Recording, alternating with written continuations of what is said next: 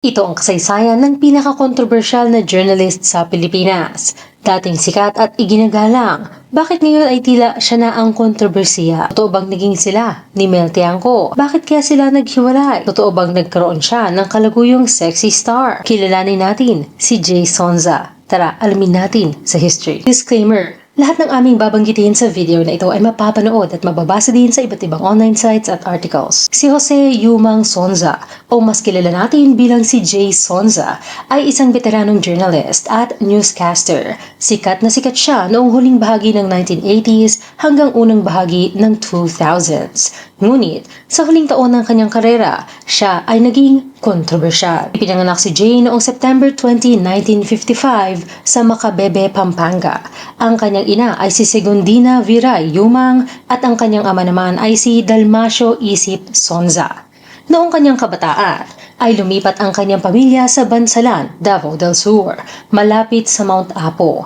Doon ay nag-aral siya ng elementarya sa Mabuhay Elementary School at sekundarya naman sa Nazareth College at Holy Cross College. Maagang natutong magbanat ng buto si Jay upang makatulong sa mga pangangailangan ng kanilang pamilya at upang matustusan ang kanyang pag-aaral, pinasok niya ang pagiging newsboy, janitor, balot vendor at shoeshine boy.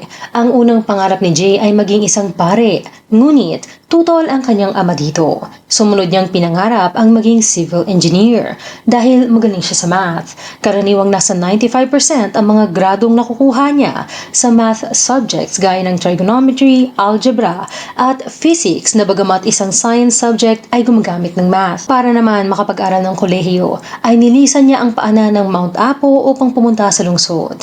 Dala ang ipon niyang 81 pesos.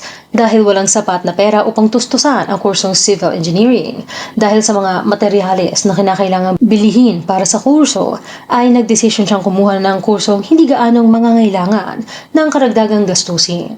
Kumuha siya ng Bachelor of Arts in Political Science sa University of Mindanao. Upang tustusan naman ang kanyang pag-aaral sa kolehiyo, ay nagtrabaho siya bilang isang writer para sa radyo. Ito ang nagsimula ng kanyang karera sa broadcasting at journalism. Sumasideline din siya bilang isang bartender sa mga resto bar. Kalaunan ay magdedesisyon si Jay na lawakan pa ang kanyang kaalaman at muli siyang babalik sa pag-aaral. Kumuha siya ng kursong BS Economics sa University of the Philippines at Special Studies na Satellite Broadcasting sa University of Nebraska. Karera sa media. Nagsimula ang kanyang karera sa media bilang isang disc jockey at news writer sa Davao noong panahon ng kanyang kolehiyo. Nang siya ay makapagtapos, itinuloy ni Jay ang pagtatrabaho sa iba't ibang istasyon ng radyo sa Davao bilang news anchor at writer. Taong 1980 hanggang 1986 ay nagtrabaho siya sa RMN o Radio Mindanao Network na nakabase sa Makati. Dito ay nagtrabaho siya bilang announcer, news director, program director at officer in charge ng DXDC at DXXL ng network sa Davao City. Dito na rin nakilala ang isa pang journalist na si Mel Tiangco. Taong 1987 hanggang 1995 ay nagtrabaho naman siya sa ABS-CBN. Una bilang part-time news writer, isa si Jay sa mga tao sa likod ng pagkakabuo ng kilalang Tagalog newscast na TV Patrol. 1987, nag-premiere ang programa nila ni Mel na tinatawag na Mel and Jay sa DZMM, radio network ng ABS-CBN.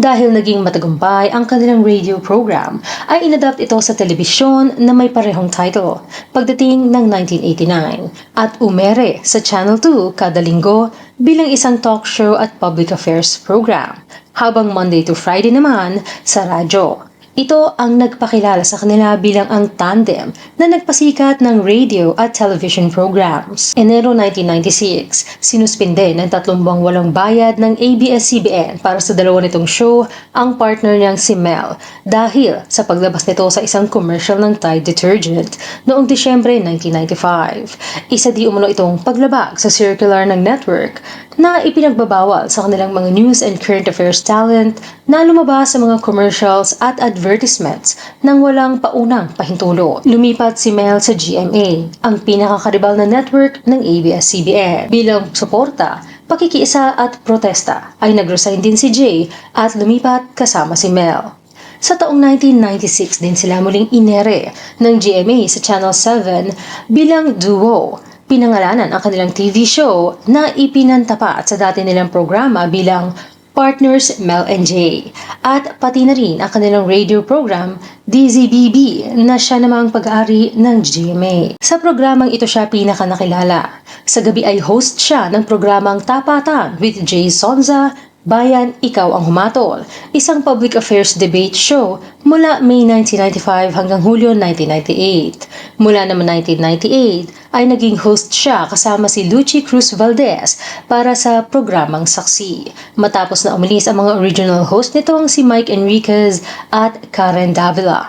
Sa kasagsagan ng kanyang karera bilang broadcaster, ay nanalo pa ng ilang awards si Jay gaya ng PMPC Star Awards for Television, the Outstanding Journalist Award by the Rotary Club of Manila, at Catholic Mass Media Awards for Public Service. Pag-alis sa hosting at pagpasok sa politika.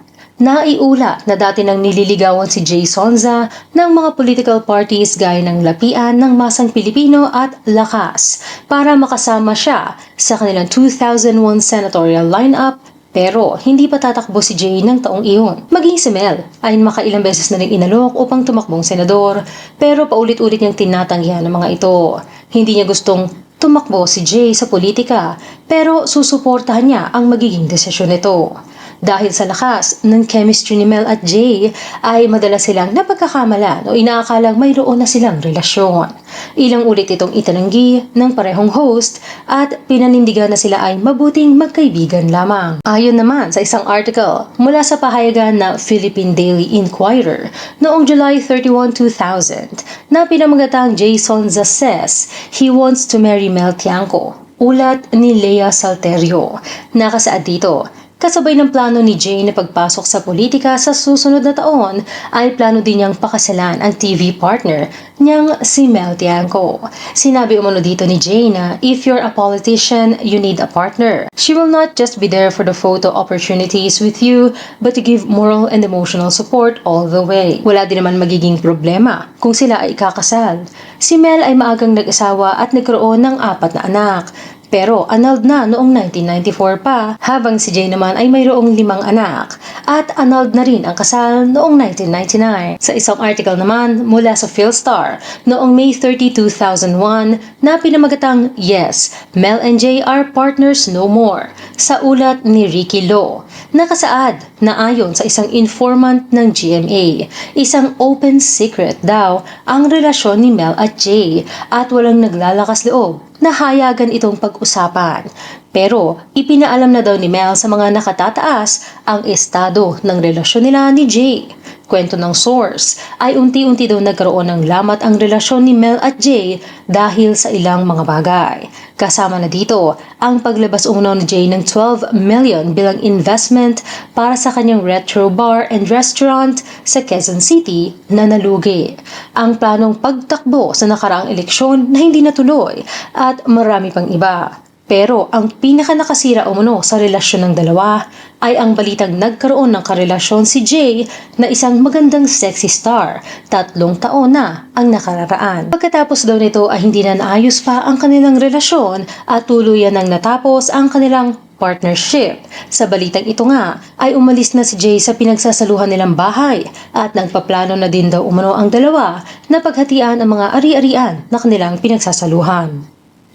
Patuloy na nagtrabaho si Jay sa GMA bilang supervising producer at consultant, bukod pa sa pagiging host hanggang dumating ang 2004, kung saan formal na siyang umalis sa partners Mel and Jay upang pumasok sa politika pero hindi papalarin. Si Mel naman ay nagpatuloy sa pag-host. Unang sumubok si Jay na tumakbo bilang senador noong 2004 sa ilalim ng Aksyon Demokratiko pero siya ay natalo. Taong 2007 ay na-nominate siya para sa Batas Party List. 2010 naman, matapos hindi pala rin na manalo sa Senado, ay sinubukan ni Jay na tumakbo bilang vice-presidente sa ilalim ng kilusang bagong lipunan.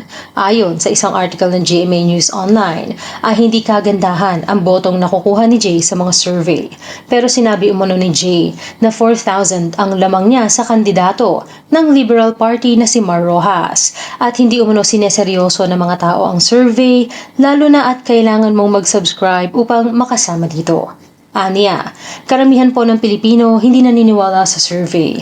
Napakalayo pa po ng halalan. Kung ako po pinagkakatiwalaan ng tao sa loob ng 35 na taon bilang matinong mamamahayag, I find no reason why the people will not trust me again in May 2010. Sinabi niya rin na siya ang pinakamagaling. Aniya, kaya ako tumatakbong vice-presidente sapagkat ang kailangan ng presidente ay isang magaling na vice-presidente.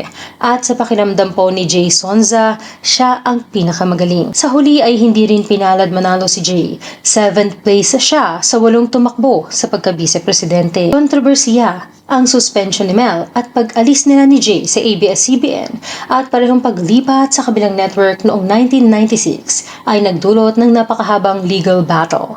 March 1996, naghain si Mel ng reklamong illegal dismissal at illegal suspension laban sa ABS-CBN. Hiniling din niya ang pagbabayad ng separation pay, damages at attorney's fees. Nanindigan si Mel na mayroon siyang verbal approval mula sa network bago niya gawin ang commercial at ang suspension ay naging malupit at hindi makatarungan. April 1996 naman, naghain ng reklamo si Jay laban sa ABS-CBN Broadcasting Corporation sa Department of Labor and Employment dahil sa mga alegasyon ng hindi nababayarang sweldo at mga bayarin. Taong 2021, ibinasura ng Korte Suprema ang petisyon ni Mel. Idineklara ng Korte na si Mel ay isang independent contractor at hindi isang regular na empleyado. Siya ay kinuha dahil sa kanyang talento at husay, hindi bilang empleyado kundi bilang independent contractor. At dahil hindi siya empleyado, wala siyang karapatan sa separation pay sa ilalim ng Labor Code. Gayunpaman, nakatanggap siya ng settlement para sa ilang monetary claims noong 2010. Sa isang interview noong 2013, ay sinabi ni Mel na feeling ko para akong ipis noon.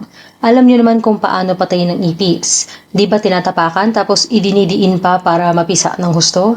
Ganoon ang feeling ko noon. Noong 2004, gaya ng kay Mel, ay ibinasura din ng Korte Suprema ang kaso ni Jay. Ang buwanang bayad sa kanya na mahigit 300,000 doon ay itinuturing na talent fee at hindi sahod. Bilang isang independent contractor, ay wala siyang karapatan sa mga benepisyong ibinibigay sa mga ordinaryong empleyado sa ilalim ng Labor Code. Ang kaso ni Jay ay naging pundasyon sa pag-distinguish ng independent contractor sa empleyado sa loob ng broadcast at entertainment industry. Taong 1996 din, sinampahan ng ABS-CBN sina Mel at Jay ng civil case dahil sa pag-breach nila ng talent agreement. Kinasuhan din nila ang GMA para sa di umunoy pakikialam sa kasunduan. Ang kontrata kasi ni Mel at Jay sa network ay hanggang 1997 at nilabag umano nila ang kasunduan na bawal silang magtrabaho sa ibang media station sa loob ng 1 taon pagkatapos ng kanilang kontrata sa ABS. Taong 2003 ay natalo ang ABS-CBN sa kasong ito. Pinagtibay ng Court of Appeals na may valid cause sina Mel and Jay para kansilahin ang kanilang kontrata dahil sa naging trato sa kanila ng network. Mula sa pagiging sikat at tinitingalang journalist ay unti-unting naging sentro ng kontrobersiya si Jay. Matapos ang ilang beses na pagtakbo niya at pagkatalo sa politika, ay hindi na siya bumalik pa sa dati niyang posisyon bilang isang sikat na news anchor.